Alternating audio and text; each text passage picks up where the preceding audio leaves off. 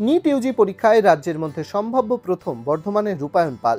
সর্বভারতীয় স্তরে রূপায়ণের র্যাঙ্ক 20। উচ্চ মাধ্যমিক পরীক্ষাতেও প্রথম হয়েছিল রূপায়ণ দিল্লি এইমস থেকে পড়াশোনা করতে চান। সর্বভারতীয় স্তরে নিট ইউজি পরীক্ষায় প্রথম হয়েছেন মহেশ কুমার। চলতি বছরের 4 মে পরীক্ষা হয়েছিল। পরীক্ষা শেষ হওয়ার 1 মাস 10 দিনের মাথায় নিট ইউজি পরীক্ষার ফল প্রকাশ করলো এনটিএ।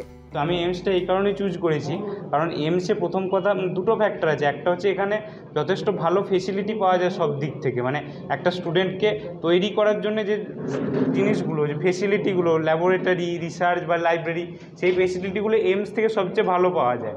আর দ্বিতীয়ত হচ্ছে যে রিসার্চের লাইনে যারা যেতে চায় তারা কিন্তু এইমস থেকে সবচেয়ে বেশি হেল্পটা পায়, সেই জন্যে অবশ্যই এইমসটা বেশি প্রেফারেবল আমার মনে হয়।